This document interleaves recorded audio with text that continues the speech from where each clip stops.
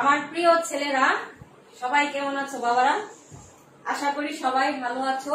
আবার পুনরায় লকডাউনের জন্য তোমাদের আজকে সীমিত পরিসরে আমি ক্লাস দিচ্ছি। মানে বৃহৎ যে সেই বোর্ড, সেই বোর্ডটি নেই। যাই হোক, বৃহৎ বোর্ড না থাকলেও ছোট বোর্ডও চলবে, কারণ আমরা জানি আমাদের পড়াশোনা আজকে শেষ, তাই না? আজকে না, আমাদের পড়াশোনা আগেই শেষ, এখন আমরা রিভিশনে আছি। তো এই ধারাবাহিকতায় আমি চিন্তা ভাবনা করেছি যে তোমাদের রিভিশনের সাথে আমি কিছু ব্যবহারিক ক্লাসও সংযুক্ত করব।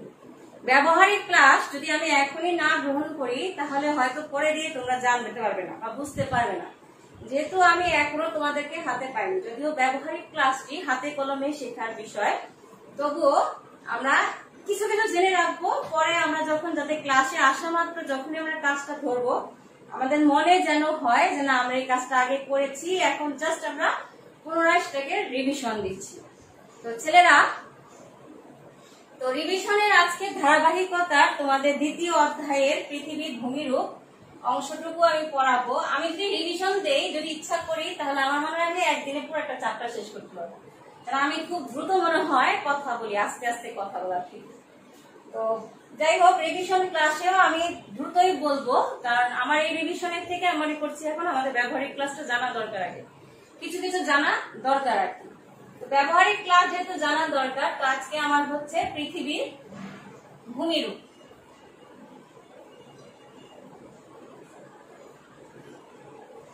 বর্ষা ঋতু আমাদের চারপাশে ছেয়ে গেছে, তাই না?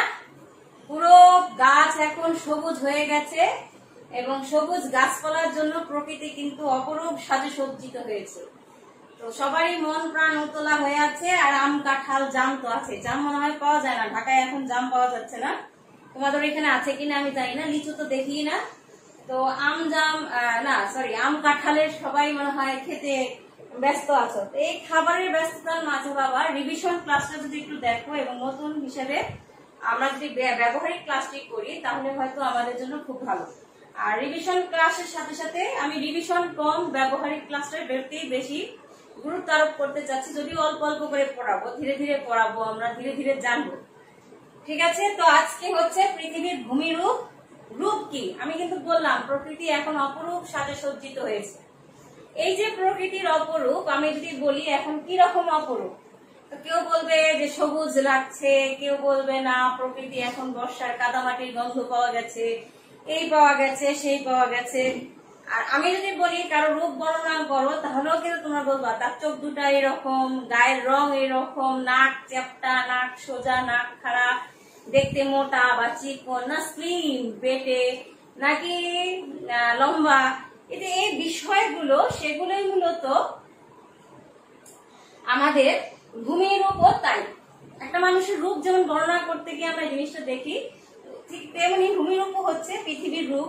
অর্থাৎ বৈচিত্র্যময় এই পৃথিবীর যে বিভিন্ন অংশে বিভিন্ন ধরনের ভূমির যে অংশ দেখা যায়, অর্থাৎ কোথাও সমতল দেখছি, কোথাও উঁচু দেখছি, কোথাও নিচু, এই বিষয়টি হচ্ছে পৃথিবীর ভূমিরূপ।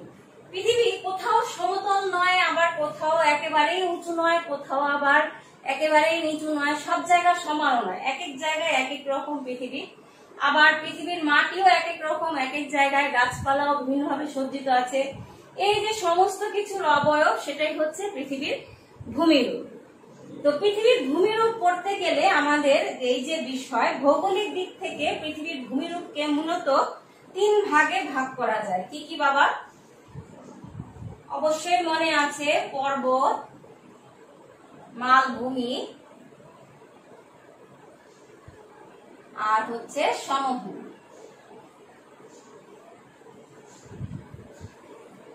পর্বত কি?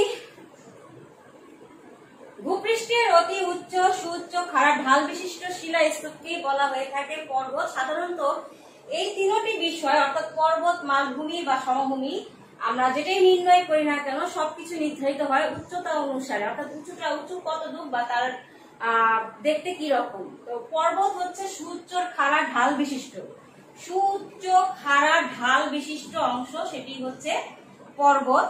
তো পর্বত হচ্ছে সাধারণত 600 মিটার ভূমি থেকে, সমুদ্র সমতল থেকে 600 মিটারের অধিক উচ্চতা সম্পন্ন এলাকা বা এরকম খাড়া ঢাল যেখানে আছে সেটিকে আমরা বলি পর্বত।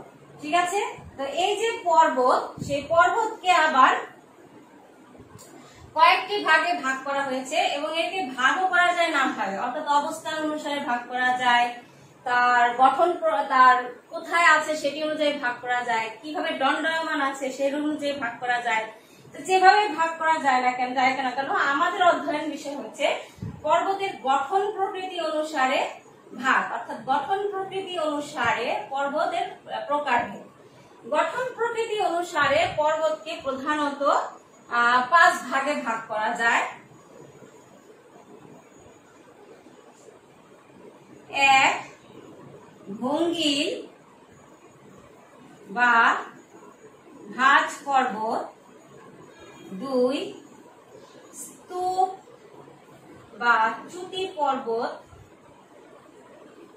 3 ল্যাকলিত পর্বত, 4 আগ্নেয় পর্বত, 5 ক্ষয়জাত পর্বত। প্রথমে সেটি হচ্ছে ভঙ্গিল বা ভাঁজ পর্বত। একটা কাগজ দরকার, আচ্ছা এটাই আমরা যদি এই কাগজটাকে এরকম করে ভাঁজ করি, দেখো এরকম কিরকম উপর নিচ হয়ে যায়, কোনটা উঁচু হচ্ছে কোনটা নিচু হচ্ছে। এই যে ভাঁজ খেয়ে যে পর্বত হয় সেটাকে সাধারণত ভাঁজ পর্বত হয় বা ভেঙে পর্বত হয় বলে এটাকে ভঙ্গিল পর্বত বলা হয়ে থাকে। কিন্তু আসলে কি সেটা তাই? ঠিক একই জিনিস, কিন্তু এখানে কিছুটা কথা বাবা আলাদা আছে। বিষয়টি হচ্ছে যে পর্বত দেখা যায় যে কোনো অংশে, পৃথিবীর কোনো নিচু অংশে হয়তো প্রাকৃতিক এজেন্ট দ্বারা, অর্থাৎ প্রাকৃতিক শক্তি দ্বারা বাহিত বিভিন্ন ধরনের পদার্থ, অর্থাৎ নুড়ি, বাড়ি, কাপড় প্রভৃতি ক্ষয় হয়ে কোন স্থানে জমা হয়। এটা আমরা কিন্তু জেনেছি যে কোনো না কোনো স্থানে সে জমা হবে, একদিকে ক্ষয় হবে একদিকে জমা হবে। আমি কিন্তু তোমাদের যেটাকে আমরা বলছি বিচূর্ণী ভবন পড়ানোর সময় বিষয়টি কিন্তু ভালোভাবে বলেছি যে পৃথিবীর কোনো কিছুই কিন্তু স্থিতিশীল না, কোথাও উঁচু নিচু, কোথাও নিচু উঁচু, বা সবকিছুই তার কর্মকাণ্ড চলেছে। এক জায়গায় যে সবসময় ক্ষয় কার্য হবে তা না, ক্ষয় কার্যের সাথে সাথে তার গঠন কার্য চলছে, আবার গঠন কার্যের সাথে সাথে ক্ষয় কার্য চলছে। অর্থাৎ এই যে পৃথিবীর ক্ষয় কার্য, ক্ষয়িত পদার্থ ভিন্ন ধরনের আবার প্রাকৃতিক শক্তি, অর্থাৎ বায়ু পানি দ্বারা বাহিত হয়ে কোন নিচু অংশে জমা হয়। এই যে নিচু অংশে জমা হয় সেই অংশ অপেক্ষা তার পার্শ্ববর্তী অংশে দেখা যায় যে শক্তি সাধারণত বেশি থাকে। অর্থাৎ সে নিচু অংশে যেখানে জমা হচ্ছে ক্ষয়িত পদার্থ, তার পার্শ্ববর্তী অঞ্চলে যে চাপ, এই চাপের কারণে অনেক সময় দেখা যায় এই অংশ উঁচু হতে থাকে, অর্থাৎ এই অংশ চেপে যেতে থাকে ধীরে ধীরে। যেমন তোমাকে কেউ চাপে দিতে তুমি হয়ে যাবে দুই দিক থেকে, তাই না? তো ঠিক সেই বিষয়টি বলছে ভূয়ালোড়নের কারণে পৃথিবীর কোনো অংশে যদি ভূয়ালোড়ন হয়, সেই ভূয়ালোড়নের কারণে যে পৃথিবীর ভূমিরূপের কোনো অংশ যদি উত্থিত হয় এবং সেই উত্থিত অংশ যদি উপর নিচ হয়ে অবস্থান করে, সেটাকে সাধারণত বলা হয়ে থাকে ভঙ্গিল পর্বত। ভঙ্গিল পর্বতের যেহেতু ভাঁজ খেয়েও সৃষ্টি হয়, সেজন্য এটাকে ভাঁজ পর্বত বলা হয়ে থাকে, এজন্য বলে ভঙ্গিল বা ভাঁজ পর্বত। সাধারণত ভূয়ালোড়নের ফলে ভঙ্গিল বা ভাঁজ পর্বত সৃষ্টি হয়ে থাকে। তবে আরো বলা হয়ে থাকে এই যে নিচু অংশে ক্ষয়িত পদার্থ, তার পার্শ্ববর্তী প্রবল চাপে এই অংশ তখন উপরের দিকে উত্থিত হয়। এই উপরের দিকে উত্থিত অংশটি হচ্ছে ভঙ্গিল বা ভাঁজ পর্বত। আমাদের দেশের দক্ষিণে অনেক বড় একটা ভঙ্গিল বা ভাঁজ পর্বত আছে, তাই না? না, আমি জানি আমার ছেলেরা কাছে থাকলে বলতো না ম্যাডাম, দক্ষিণে আমাদের বিশাল বঙ্গোপসাগর, আমাদের উত্তরে এই ভঙ্গিল বা ভাঁজ পর্বত একটি আছে, সেটি হচ্ছে হিমালয় পর্বত। এছাড়াও উত্তর আমেরিকার রকি, দক্ষিণ আমেরিকার আন্দিজ, ইউরোপের ইউরাল পর্বত, এই সমস্ত কিছুই হচ্ছে কি বাবা ভঙ্গিল বা ভাঁজ পর্বতের উদাহরণ। এরপর হচ্ছে যেটি 2 নাম্বার, স্তূপ বা চ্যুতি পর্বত। স্তূপ বা চ্যুতি পর্বতটি কি? ভূভাগ অনেক সময় দেখা যায়, তোমরা সাধারণত উপরে দেখো ভূভাগ এরকম ফেটে গেছে, অর্থাৎ আমরা মাঠে গেলে যখন নাকি খরা হয় আমরা দেখি মাটি এরকম ফেটে গেছে, তাই না? এই যে ফাটা সেটাকে বলে উলম্ব, কিন্তু ভূভাগ অনেক সময় দেখা যায় খাড়া ভাবে ফেটে যায়, এরকম খাড়া ভাবে ফেটে যায়। এই ফাটল বরাবর দেখা যায় তার কোনো অংশ উত্থিত হয়, আবার কোনো অংশ নিচে নেমে যায়। তো এই যে ভূয়ালন আন্দোলনের ফলে ফাটল, সেই ফাটলের ফলে যে ভূভাগের যে অংশটি উপরে উঠে যায় সেটাকে আমরা বলি চ্যুতি পর্বত। এটি হতে পারে এরকম বাবা।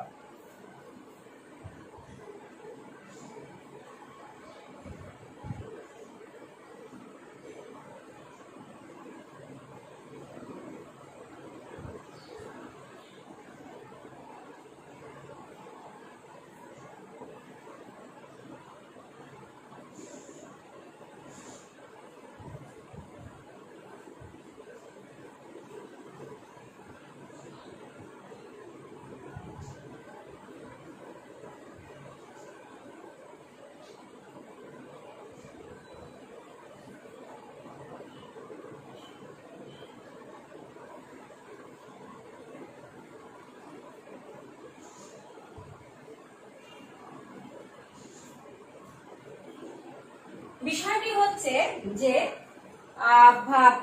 চ্যুতি পর্বত হচ্ছে পৃথিবীর কোন অংশে যদি উলম্ব ফাটলে হয় তাহলে ভূয়াবনের ফলে যে ফাটল, সেই ফাটলের হয়তো কোনো অংশ নিচে নেমে যায় এবং কোনো অংশ উপরে উত্থিত হয়।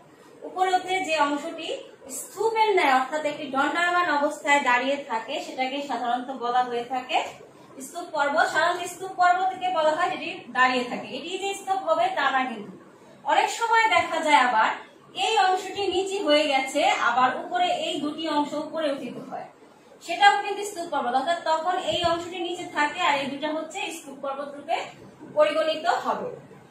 স্তূপ পর্বতের সবচেয়ে ভালো উদাহরণ হচ্ছে সিয়েরা নেভেদা অর্থাৎ উত্তর আমেরিকার পর্বত, আর ভারতের বিন্ধ্যা পর্বত, তারপরে হচ্ছে জার্মানির ব্ল্যাক ফরেস্ট, তারপরে পাঞ্জাবের লবণ পর্বত, সেটি হচ্ছে চ্যুতি বা স্তূপ পর্বতের একটি উৎকৃষ্ট উদাহরণ।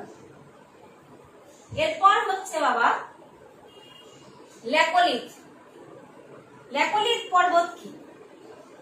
আমরা জানি পৃথিবীর অভ্যন্তর ভাগে গলিত ম্যাগমা সঞ্চয়ন হয়ে আছে বা গলিত পদার্থ আছে। আমরা এটা ভালোভাবে জেনেছি, যেটা কিনা ভূ অভ্যন্তর পড়ানোর সময় আমরা ভালোভাবে জেনেছি যে এর অভ্যন্তর ভাগ কিছুটা গলিত পদার্থ দ্বারা গঠিত। ইভেন যখনই আগ্নেয়গিরির অগ্নুৎপাত হয় তখন কিন্তু এর অভ্যন্তর থেকে এই গলিত পদার্থ বের হয়ে আসে। তো ল্যাকোলিথ পর্বত কি? ভূগর্ভস্থ গলিত ম্যাগমা। এই যে বলছিলাম চ্যুতি পর্বতের সময় যে উলম্ব ফাটল হয় অনেক সময় ভূয়ালোড়নের ফলে, এই উলম্ব ফাটল দিয়ে উপরে আসার প্রবণতা লাভ করে। তো অনেক ক্ষেত্রে দেখা যায় যে এই ম্যাগমা উপরে উঠে না এসে পৃথিবীর নিচে অর্থাৎ আমাদের এই উপরের অংশ অশ্বমণ্ডলের নিচেই অবস্থান করে, কিন্তু সেটাকে কি করে উপরের দিকে উত্থিত করে, অশ্বমণ্ডলের একটি অংশকে উপরের দিকে উত্থিত করে। এই যে ফাটল দিয়ে পুনরায় এসে বের হতে না পেরে আমাদের এই অশ্বমণ্ডলের নিচে বা ভূত্বকের নিচে অবস্থান করে ভূত্বককে একটু উপরের দিকে অবস্থিত করে রাখে, উত্থিত করে। এই যে উত্থিত হয়ে অবস্থান করা সেটাকে বলা হয়েছে ল্যাকোলিথ পর্বত। সাধারণত যুক্তরাষ্ট্রের হেনরি পর্বত, উঢা প্রদেশের হেনরি পর্বত হচ্ছে ল্যাকোলিথ পর্বতের সবচেয়ে গুরুত্বপূর্ণ উদাহরণ। এছাড়াও কিন্তু আমরা আগ্নেয়গিরি যখন জানবো, তোমাদের নেই আমাদের সময় ছিল, আগ্নেয়গিরিতে অনার্সের যদি কেউ পড়ো তাহলে দেখবে যে আগ্নেয়গিরির মধ্যে আছে ল্যাকোলিথ, ব্যাথোলিথ, ল্যাকোলিথ, এই শব্দগুলো আছে। এগুলো সবই হচ্ছে ভূ অভ্যন্তরস্থ ম্যাগমা, কিন্তু সেগুলো হচ্ছে ফাটল দিয়ে পৃথিবীর উপরের ভাগে না উঠতে পেরে নিচের দিকে জমা হয়েছে। এটি ধরো আমরা কিন্তু মাটির নিচে আলু দেখেছি, মাটির নিচের আলু যখনই এটি বড় হতে থাকে উপরের অংশটি কিন্তু উঁচু হয়ে যায় আস্তে আস্তে। এই যে উঁচু যে অংশটুকু সেটা কিন্তু নিচে আবার আলুটুকু থাকে। তো মনে ওই রকমের যদি আমি চিন্তা ভাবনা করি ল্যাকোলিথ পর্বত হচ্ছে সেরকম একটি বিষয়। এরপর হচ্ছে বাবা আগ্নেয় পর্বত।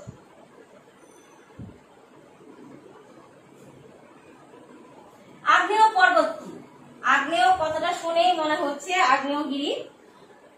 ভূঅভ্যন্তরস্থ গলিত পদার্থ যখন তার কোন ফাটল দিয়ে বের হয়ে এসে ভূভাগের অংশে জমা হয়ে পর্বতের ন্যায় যে অবস্থান করে সেটাকে বলা হয়েছে আগ্নেয় পর্বত। আগ্নেয়গিরির অগ্নুৎপাত থেকে সৃষ্টি হয় বলে, সঞ্চিত হয়ে সৃষ্টি হয় বলে একে আগ্নেয় পর্বত বলা হয়ে থাকে। ম্যাগমা সঞ্চয় হয়ে হয়ে এই পর্বত সাধারণত সৃষ্টি হয়। ঠিক আছে, এটি উৎকৃষ্ট উদাহরণ হচ্ছে জাপানের ফুজিয়ামা, ইতালির ভেসুভিয়াস, মৌনলিয়া, সবগুলো হচ্ছে আমাদের পৃথিবীর আগ্নেয় পর্বতের একটি উৎকৃষ্ট উদাহরণ। অর্থাৎ আগ্নেয়গিরির যে অগ্নুৎপাত, সেই অগ্নুৎপাতের ফলে যে ম্যাগমা বা অন্যান্য পদার্থ বের হয়েছে, সেই পদার্থ সঞ্চয়ের ফলে পাহাড় আকৃতির যে ভূমিরূপ, সেটাকে বলা হয়েছে আগ্নেয় পর্বত। এরপর হচ্ছে সেটি হচ্ছে ক্ষয়জাত পর্বত। অনেকেই বলে থাকে ক্ষয়জাত পর্বতটি ল্যাকোলিথ পর্বতের নিচের অংশ। অর্থাৎ আমি কিন্তু বললাম যে ভূ অভ্যন্তরস্থ ম্যাগমা ভূপৃষ্ঠে না এসে, অর্থাৎ কোন আমাদের এই নিচু অংশে, অর্থাৎ আমাদের এই ভূত্বকের নিচে জমা হয়ে থাকে।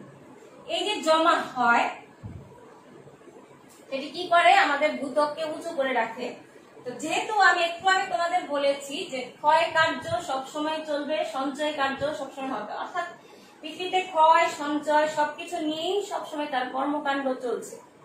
এই যে ক্ষয় কার্যের ফলে যেহেতু ভূত্বক নরম অংশ দিয়ে অবস্থিত, বিভিন্ন প্রাকৃতিক এজেন্ট দ্বারা, অর্থাৎ বায়ু প্রবাহ, নদীর প্রবাহ বা কোনো বৃষ্টির পানি, এগুলো কি করে? এই উপরিভাগ যখনই ক্ষয় হয়ে যায়, তখন এই যে এই অংশটি সেটি উন্মুক্ত হয়ে পড়ে। এই উন্মুক্ত হয়ে অংশটি তখন দণ্ডায়মান অবস্থান থাকে। এটি যে ক্ষয় হয় না তা না বাবা, এটিও ক্ষয় হচ্ছে, কিন্তু এটি ধীরে ধীরে, যেহেতু এটি কঠিন শিলা দ্বারা গঠিত। অর্থাৎ কঠিন শিলার অংশটি যখনই উন্মুক্ত হয়ে যায় এবং উপরিভাগের অংশ ক্ষয় হয়ে যায়, তখন সেটাকে বলা হয়ে থাকে ক্ষয়জাত পর্বত। আমেরিকার ব্ল্যাক হিলস, কলোরাডোর ফ্রন্ট রেঞ্জ, বিগ হর্ন, এগুলো হচ্ছে ক্ষয়জাত পর্বতের উদাহরণ। অর্থাৎ এটি এখন কঠিন অবস্থায় এগুলো রয়ে গেছে। অর্থাৎ এর উপরের অংশগুলো, যে নরম দুর্বল অংশ, সেগুলো কি হয়ে গেছে? ক্ষয় হয়ে গেছে। এরপর হচ্ছে বাবা মালভূমি। একটু ওয়েট করো, আমি আসতেছি।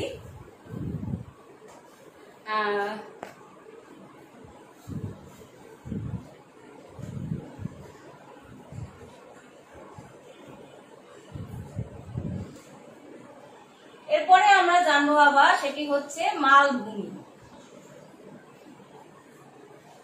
মালভূমিও কিন্তু পর্বতের ন্যায় খাড়া অংশ। অর্থাৎ পৃথিবীর খাড়া অংশের একটি অংশ খাড়া থাকবে, 4-5টি, মাঝখানটি হচ্ছে ডুবে যাবে, সমান থাকবে।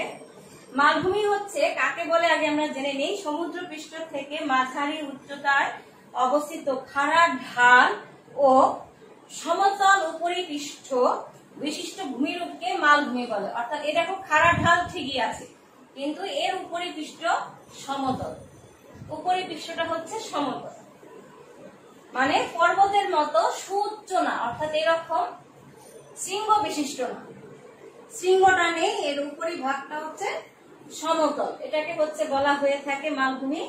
সাধারণত সমুদ্র সমতল হতে 300 মিটারের কম উচ্চতা বিশিষ্ট ভূমিরূপকেই মালভূমি বলা হয়ে থাকে। এরকম খাড়া ঢাল থাকলেও সেটাকে বলা হয়ে থাকে মালভূমি। আর সমতল ভূমিও কিন্তু একই সেম। তোমরা বলতে পারো সমতল ভূমিতেও খাড়া আছে, কিন্তু সমতল ভূমিতে বাবা 300 মিটার উঁচু না, একটু কম উচ্চতা হয়। আমি কিন্তু আগেই বলেছি উচ্চতার উপর ডিপেন্ড করে কিন্তু এগুলো নামকরণ করা হয়েছে। আর যেটা কিনা সমতল, সমভূমি সমতল হলেও এরকম খাড়া ঢাল থাকে না, ঢালটি থাকে ধীরে ধীরে ভূমির সাথে নেমে যায়। কিন্তু মালভূমিতে হচ্ছে খাড়া ঢাল বিশিষ্ট। আমি আবার বলছি, সমুদ্র পৃষ্ঠ থেকে উঁচু মাঝারি উচ্চতায় অবস্থিত খাড়া ঢাল, খাড়া ঢাল ও সমতল উপরিপৃষ্ঠ সহকারে ভূমিরূপকে বলা হয়ে থাকে মালভূমি। সমুদ্র পৃষ্ঠ হতে 300 মিটারের কম উচ্চতা বিশিষ্ট হয়ে থাকে। মালভূমি সাধারণত নানা ভাবে গঠিত হয়, যেমন ভূয়ালনের ফলে মালভূমি গঠিত হয়, তারপরে হচ্ছে চ্যুতির ফলে মালভূমি, ভাঁজের ফলে মালভূমি গঠিত হয়। এই যে মালভূমি গঠন প্রক্রিয়া, সেটি সঞ্চয়ের ফলে মালভূমি গঠিত হয়, ক্ষয়ের ফলেও মালভূমি গঠিত হয়। তো এই যে মালভূমির গঠন প্রক্রিয়া, এই গঠন প্রক্রিয়ার উপর ভিত্তি করে মালভূমিকে আবার 5 ভাগে ভাগ করা হয়েছে, পর্বতের মতোই। সেগুলা কি আমরা আগে জেনে নেই। আমরা কিন্তু আজকে প্র্যাকটিক্যাল ক্লাসও করব।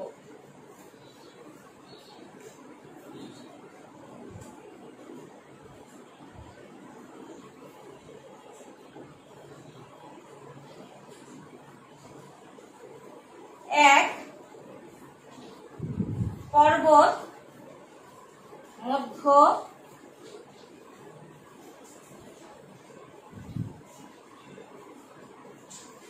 মালভূমি, 2 লাভা গঠিত মালভূমি, 3 পেডিমেন্ট মালভূমি,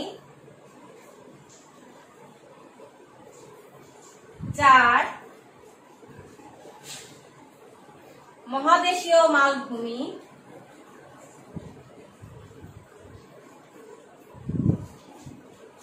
5 ক্ষয়জাত মালভূমি।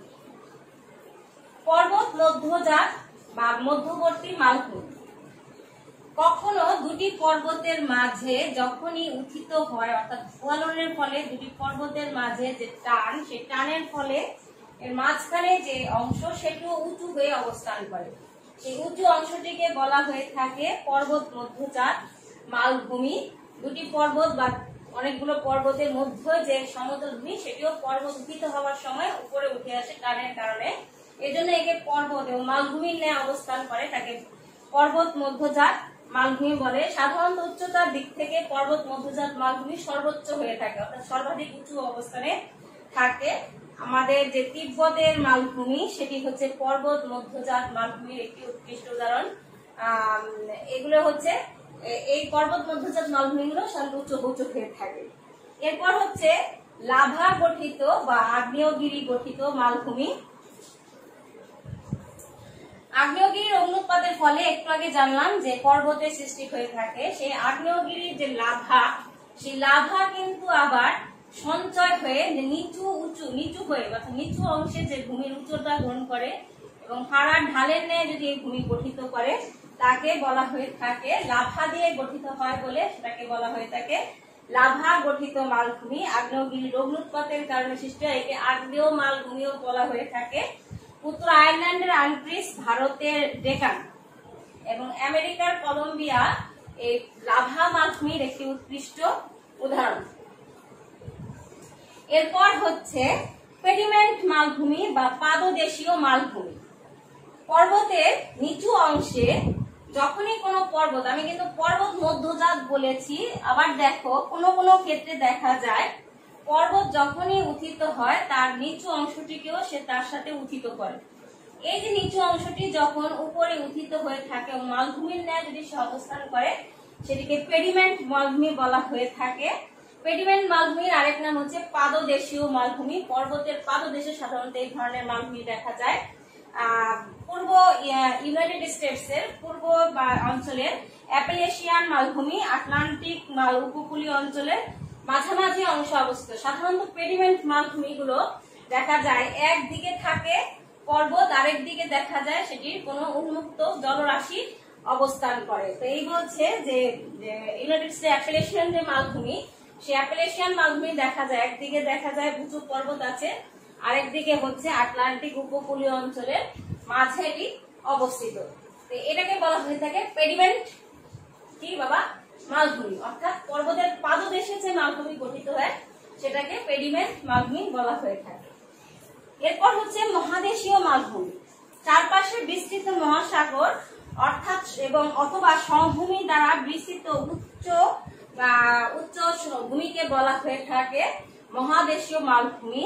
মহাদেশীয় মালভূমি গুলো সাধারণত দেখা যায় যে চারপাশে হয় এর স্থল বা জলভাগ থাকে, অর্থাৎ সে এরকম উঁচু হয়ে কোন অংশ অবস্থান করছে, চারপাশ জুড়ে হচ্ছে পানির অংশ, মাঝখানে সে উঁচু হয়ে অবস্থান করে। আবার অনেক ক্ষেত্রে দেখা যায় চারপাশে সমতলের অংশ এবং মাঝের অংশটি এরকম উঁচু এবং তার উপরের অংশ এরকম কি আবার সমতল, সেটাকে বলা হয়ে থাকে মহাদেশীয় মালভূমি। পূর্ব অ্যান্টার্কটিক মালভূমি হচ্ছে এর উৎকৃষ্ট উদাহরণ। এরপর হচ্ছে ক্ষয়জাত মালভূমি। আমরা যেটি পড়েছি ক্ষয়জাত পর্বত, সেই ক্ষয়জাত পর্বতের মতো ক্ষয়জাত মালভূমিও তাই, যে প্রাচীন কোনো উঁচু ভূমি ক্ষয় হয়ে হয়ে যখন এর উপরি অংশ সমতল ভূমির ন্যায় অবস্থান করে সেটাকে বলা হয়ে থাকে ক্ষয়জাত মালভূমি। যুক্তরাষ্ট্রের কলোরাডো অঞ্চলে যে মালভূমি রয়েছে সেটিকে আমরা ক্ষয়জাত মালভূমি উৎকৃষ্ট উদাহরণ বলতে পারি, কারণ এটি আগে পূর্বে সুউচ্চ ভূভাগ ছিল, এটি ক্ষয় হয়ে হয়ে এরকম তার উপরিভাগ সমতল হয়ে খাড়াভাবে অবস্থান করছে। তো এই হচ্ছে আমাদের পৃথিবীর ভূমিরূপের দুইটি প্রকার আমরা আজকে জানলাম। আমাদের সময় হচ্ছে 45 মিনিট। 45 মিনিটসের মধ্যে আমি তোমাদের বলেছি যে আমরা আজকে কিছু ব্যবহারিক অংশ পড়ব। তো তাহলে আমরা আজকে ব্যবহারিক অংশটুকু আবার জানি। এগুলো তো আমাদের জানা বিষয়, জাস্ট মনে করিয়ে দিলাম, কিন্তু আজকে আমরা অজানা বিষয়ের জন্য ব্যবহারিক অংশটিও কথাটি আমি কিন্তু বলেছি। মানচিত্র এবং সিলেবাসে তোমাদের বলেছি মানচিত্র কি বাবা, মানচিত্র এবং মানচিত্রের উপাদান বা মানচিত্রের ব্যবহার। তো দেখো আমি পাশে একটি মানচিত্র লাগিয়ে রেখেছি, ক্যামেরায় কি দেখা যায় কিনা। মানচিত্র আজকে টাঙিয়ে রেখেছি। বলেছি আজকে যে আমাদের এটি হচ্ছে স্মল অর্থাৎ ছোট অংশ। তো ছোট অংশ যেহেতু আমরা কিন্তু আজকে এই অংশটিও জানি। মানচিত্রটির দিকে তাকাও, তাকালে দেখবে, ভালো করে দেখো, আমি জানি না ক্যামেরার সামনে বা জুম করা যায় কিনা, দেখো ভালো করে। এই সমস্তটা পৃথিবীর মানচিত্র বোঝাই যাচ্ছে, দেখা যাচ্ছে এই যে উত্তর আটলান্টিক মহাসাগর, দক্ষিণ আটলান্টিক মহাসাগর, উত্তর প্রশান্ত মহাসাগর, দক্ষিণ প্রশান্ত মহাসাগর, পৃথিবীর মেরুগুলোকে আলাদা রাখাইছে। এদিকে মানচিত্রে নির্দেশিকা আছে বাবা, এদিকে দেখো দিকের চিহ্ন আছে, এদিকেও দিকের চিহ্ন আছে। সাধারণত আগের মানচিত্রে এরকম ছিল না, এখন এরকম থেকে থাকে।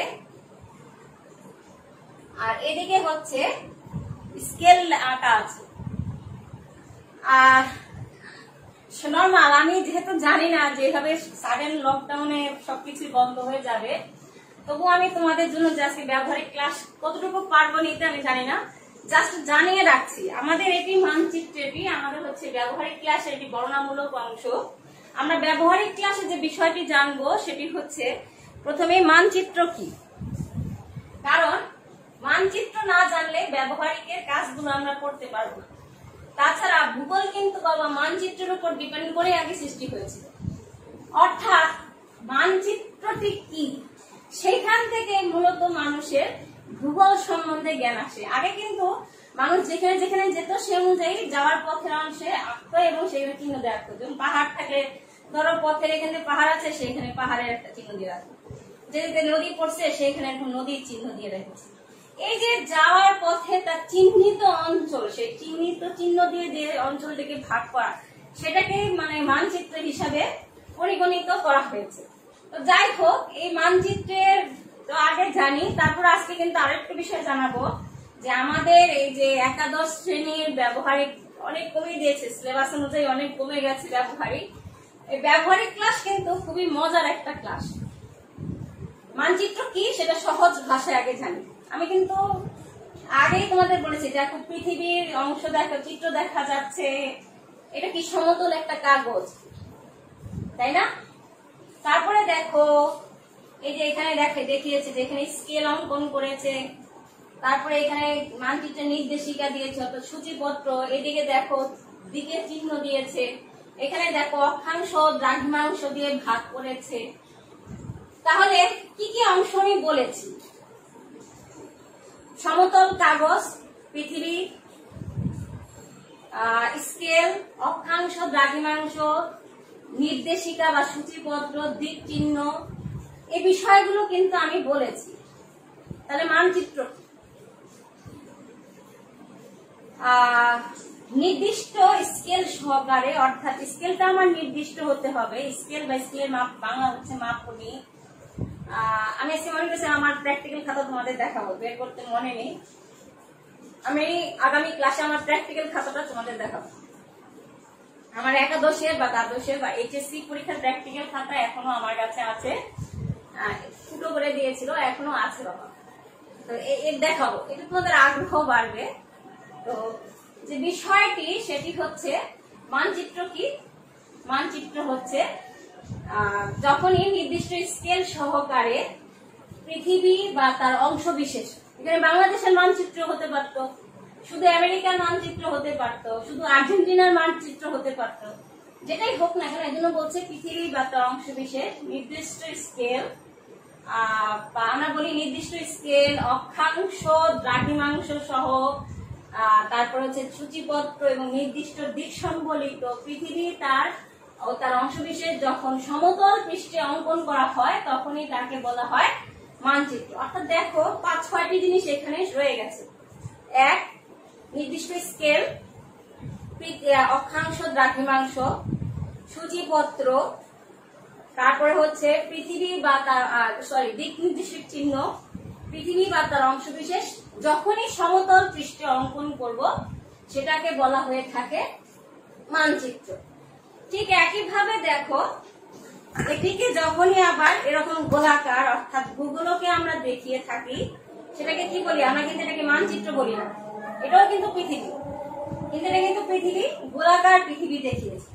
এখানেও কিন্তু চিত্র আছে, এখানেও স্কেল আছে, এখানেও অক্ষাংশ, দ্রাঘিমাংশ আছে, কিন্তু এটি ভূগোলক, গ্লোব, ভূগোলককে বা গ্লোব পৃথিবীতে এখানে করছে, তাই না? এই ক্যামেরায় কি বিপরীত দেখা যাচ্ছে কিনা আমরা জানি না। এই যে পৃথিবী ঘূর্ণায়মান, সেটিকে যখন এই গোলাকার পৃথিবীটাকে যখনই আমরা সমতল পৃষ্ঠে দেখাবো, স্কেল, অক্ষাংশ, দ্রাঘিমাংশ, সূচিপত্র বা ক্লাসে থাকে সবাই হাতে দিতাম, সবাইকে হাতে দিতাম দেখার জন্য। তারপরে হচ্ছে দিক চিহ্ন সম্বলিত চিত্র, পৃথিবী তার অংশবিশেষ চিত্র যখনই সমতল পৃষ্ঠে অঙ্কন করে দেখাবো সেটাই বলা হয়ে থাকে মানচিত্র। মানচিত্রকে নানা ভাবে ভাগ করা যায়। প্রথমটি হচ্ছে স্কেল ভিত্তিক, অর্থাৎ স্কেলের উপর ভিত্তি করে মানচিত্রকে স্কেল ভিত্তিক, তারপরে হচ্ছে বিষয় ভিত্তিক, তারপরে হচ্ছে তথ্য ভিত্তিক। স্কেলের উপর ডিপেন্ড করে অর্থাৎ মাপনের উপর ডিপেন্ড করে যখন মানচিত্র অঙ্কন করা হয় তখন সেটাকে বলা হয়ে থাকে স্কেল বা ভিত্তিক মানচিত্র। স্কেল ভিত্তিক মানচিত্রটাকে সাধারণত দুই ভাগে ভাগ করা হয়ে থাকে। এক হচ্ছে বৃহৎ স্কেল আর একটা হচ্ছে ক্ষুদ্র স্কেল। বৃহৎ আর হচ্ছে বাবা ক্ষুদ্র। বৃহৎ স্কেলে সাধারণত যারা গ্রামে থাকো বা যারাদের বাবা মেম্বার চেয়ারম্যান যখনই জমি নিয়ে কোনো বিরোধ বাঁধে বা জমি নিয়ে যখনই কেনা বেচা হয় বিরাট একটা মানচিত্র আমাদের সামনে দেয় এবং সেটাকে বলা হয়ে থাকে মৌজা মানচিত্র। এরকম যে মানচিত্র, বৃহৎ মানচিত্রগুলো সেগুলোকে বলা হয়ে থাকে বৃহৎ স্কেলের মানচিত্র। সাধারণত ছোট এলাকাকে যখন বড় করে দেখানো হয় সেটা হচ্ছে বৃহৎ মানচিত্র। অর্থাৎ বাংলাদেশে ধরো তোমারই এলাকা অর্থাৎ তোমার গ্রামটাকেই শুধু যখন বড় করে দেখানো হবে, ওইরকম বড় একটা পেজ, এরকম বড় পেজ থাকে, পেজে যখন দেখানো হয় সেটাকে বলা হয়ে থাকে বৃহৎ মানচিত্র। কেন আমি তোমার এলাকা বললাম? দেখো এটা পুরো পৃথিবী আছে একটা কাগজের উপর, এখন তোমার এলাকা আঁকি তাহলে কিন্তু অনেক বড়ই দেখা যাবে, এই জন্য এটা বৃহৎ স্কেলের মানচিত্র। সাধারণত 1 ইঞ্চিতে 1 মাইল, 1 কিলোমিটার সমান 1 সেন্টিমিটার এরকম, বা 1 ইঞ্চিতে 16 মাইল এরকম হলে বাবা 16 ইঞ্চিতে 1 মাইল, স্কেল 16 ইঞ্চি সমান 1 মাইল এরকম হলে সেটাকে বলা হয়ে থাকে বৃহৎ মানচিত্র। আমি কিন্তু উদাহরণ বলে দিলাম। সাধারণত প্রাত্যহিক জীবনে যে মানচিত্রগুলো তোমাদের আমি বললাম, জমি নিয়ে আলোচনা করার ক্ষেত্রে আমাদের নিয়ে বসি মৌজা মানচিত্র, সেটাকে বলা হয়ে থাকে বৃহৎ স্কেলের মানচিত্র। এরপর হচ্ছে ক্ষুদ্র স্কেলের মানচিত্র, অভিক্ষেপ বা সাংকেতিক। মৌজা মানচিত্রে কিন্তু অভিক্ষেপ থাকে না, অর্থাৎ অক্ষাংশ দ্রাঘিমাংশ থাকে না। স্কেল থাকে, অক্ষাংশ দ্রাঘিমাংশ থাকবে না। তো এই যে অক্ষাংশ দ্রাঘিমাংশ যখনই দিয়ে আবার আঁকবো সেটা হচ্ছে ক্ষুদ্র মানচিত্র। মানে অভিক্ষেপ আমরা সেকেন্ড ইয়ার করবো, সাংকেতিক চিহ্ন থাকে, চিহ্ন দিয়ে যে চিত্র মানচিত্র অঙ্কন করা হয় সেটাকে ক্ষুদ্র স্কেলের মানচিত্র বলা হয়ে থাকে। আমরা যে স্কেল, এটা হচ্ছে ক্ষুদ্র স্কেলের মানচিত্র সাধারণত বলা হয়ে থাকে। আমরা আমাদের যে মানচিত্র স্বাভাবিক বাংলাদেশের মানচিত্র, পৃথিবীর মানচিত্র, এগুলো সাধারণত বলা হয়ে থাকে যে ক্ষুদ্র আন্তর্জাতিক দেওয়াল মানচিত্র, এগুলো হচ্ছে ক্ষুদ্র স্কেলের মানচিত্র।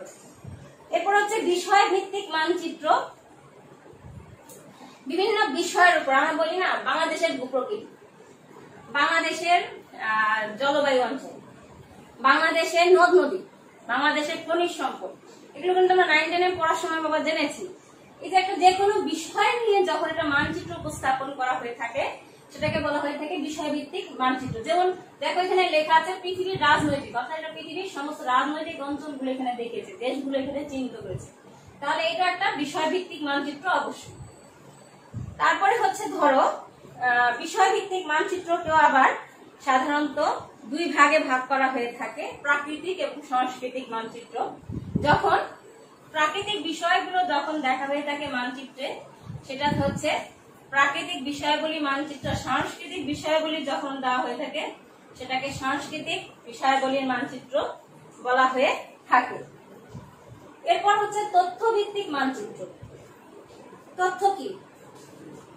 এই বিষয়ভিত্তিক মানচিত্রটাকে যখন আমরা পরিমাণগত বা গুণগত দিক ভাবে উপস্থাপিত করি তখন সেটাকে বলা হয়ে থাকে তথ্যভিত্তিক মানচিত্র। অর্থাৎ প্রাকৃতিক বিষয়ের মধ্যে আমরা যদি বলি শুধু ভূপ্রকৃতি, অর্থাৎ বাংলাদেশের ভূপ্রকৃতি, তাহলে সেটা কি হয়ে গেল? তথ্যভিত্তিক।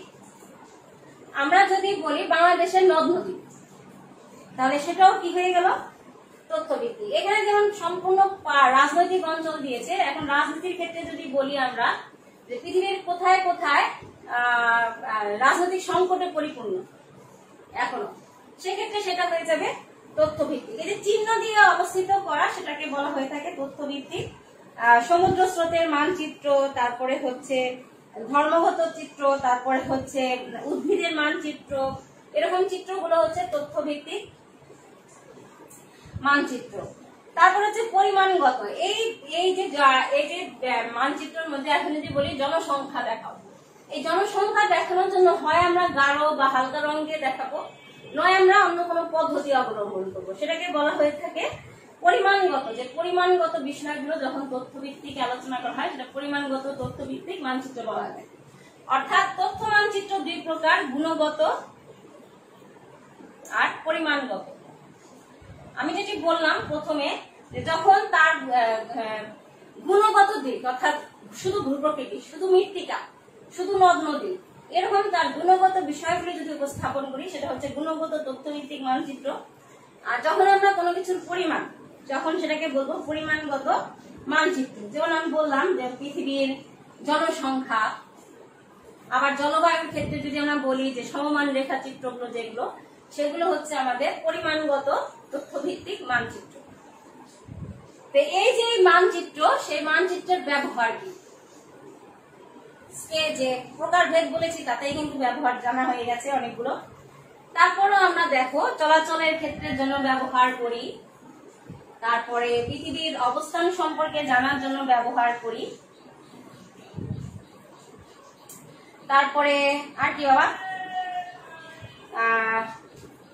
পৃথিবীর প্রাকৃতিক বিষয়গুলি জানার জন্য আমরা মানচিত্র ব্যবহার করি। ক্লাসে থাকলে অনেকগুলো হয়তো উত্তর এর মধ্যে চলে আসতো। তারপরে ধরো যে কোনো কিছু প্রশাসনিক বিষয়গুলি জানার জন্য মানচিত্র ব্যবহার করি। যারা যারা আর্মিতে যাবো, আর্মিরা তো আবার আর্টসের ক্ষেত্রে থেকে মনে হয় আর্মিদের এখনো সংযুক্ত করে কিনা আমার ঠিক জানা। আমাদের সময় যারা যেত আর্মিতে সাধারণত তারা সবই থাকতো সায়েন্স থেকে, আর্টস থেকে যাবার মানে বেসরকারি ভাবে নিয়োগ প্রাপ্ত হওয়া। আর্মিদের কিন্তু প্রথমেই যে বিষয়টি জানা দরকার সেটি হচ্ছে মানচিত্র। এই মানচিত্রের অক্ষাংশ, দ্রাঘিমাংশ, গ্রিড, তারপরে হচ্ছে অক্ষরেখা, দ্রাঘিমা রেখা, তারপরে হচ্ছে এই যে বিষয়গুলি তাদের নখদর্পণ, অর্থাৎ তাদের মানচিত্রটা জানার অবশ্যই দরকার।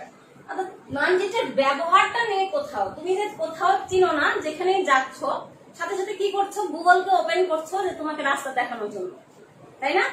আমরা এই যে রাস্তা দেখানোর চিহ্নটা সেটা তো গুগল ম্যাপ তৈরি করেই করতেছে, তোমাকে তো বলে দিচ্ছে না তুমি ডাইনে যাবা, তারপরে বায়ে যাবা, বায়ে গিয়ে সোজা যাবা, সোজা গিয়ে পিছনে আসবা, পিছনে গিয়ে আবার এইভাবে তো বলছে না বাবা।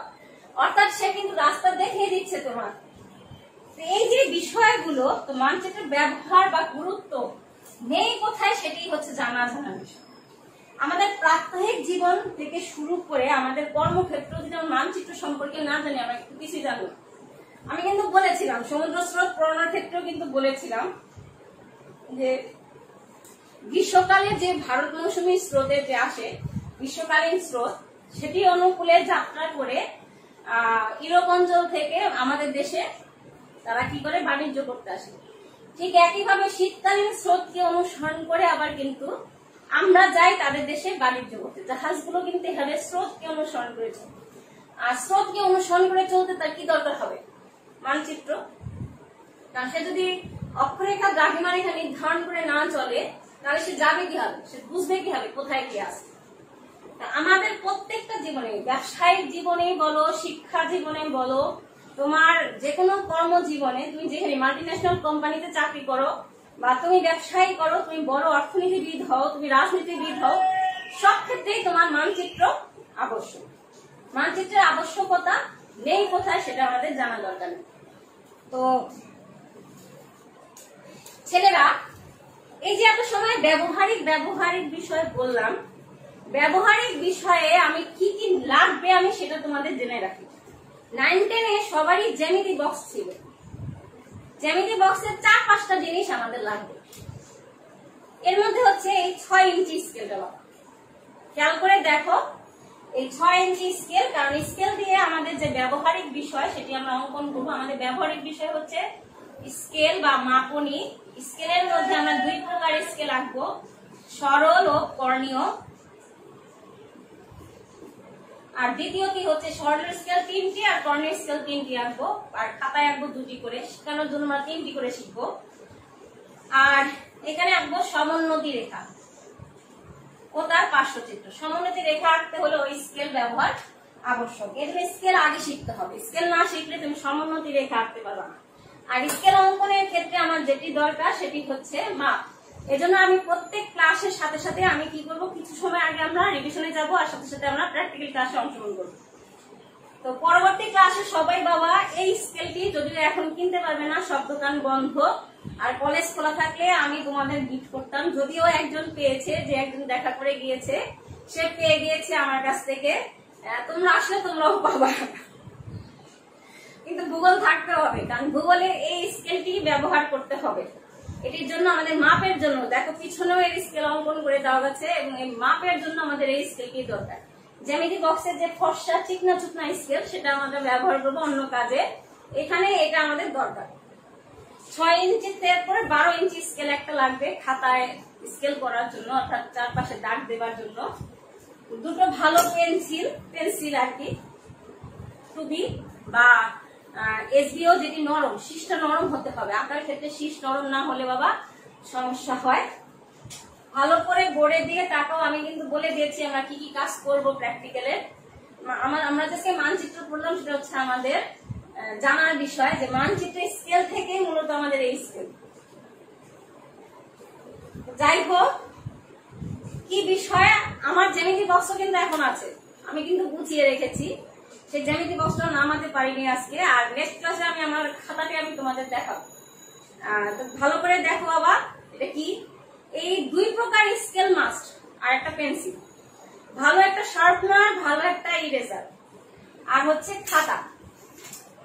খাতাটা একটু খাতা এরকম খাতা সাধারণত আমরা ব্যবহার করি না।